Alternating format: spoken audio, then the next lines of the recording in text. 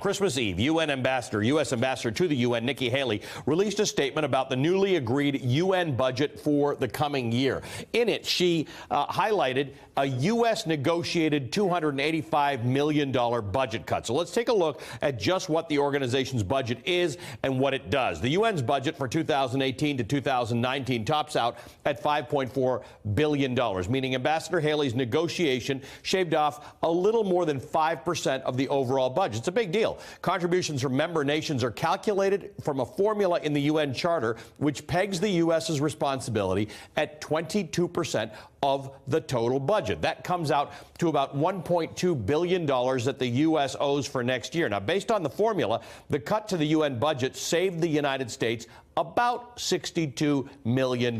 That's not such a big deal. Haley also tweeted, just 5 months into our time here, we've cut over $500 million from the UN peacekeeping budget. Now, initially, you wouldn't think this would make sense mathematically, but the peacekeeping budget is actually a separate fund totaling $6.8 billion. The U.S. contributes $1.9 billion to that. This is a little more than 28% of the total, and it funds the peacekeeping operations in areas like Kosovo, Darfur, South Sudan, the Central African Republic, Haiti, and other places. So let's look at what U.S. contributions to the United Nations do help fund generally. In 2016, U.S. contributions, that's both the ones that are mandated by the Charter, the UN Charter, and voluntary payment, made up about 37% of the UN High Commission for Refugees funding. This is a program that aids refugees, focusing particularly on Syrians fleeing the civil war in the last few years.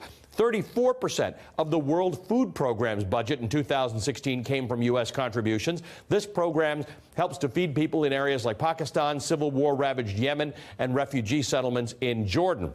A little more than 31% of the International Atomic Energy Agency's budget was paid for by U.S. contributions. The IAEA helps monitor nuclear programs around the world, one of the agencies responsible for monitoring and verifying the destruction of Iraq's nuclear program in the early 2000s, and, of course, monitoring Iran. These are just a few of the UN programs that help to stabilize countries and regions around the world.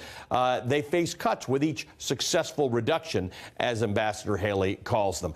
Hey there, I'm Chris Hayes from MSNBC. Thanks for watching MSNBC on YouTube. If you want to keep up to date with the videos we're putting out, you can click subscribe just below me, or click over on this list to see lots of other great videos.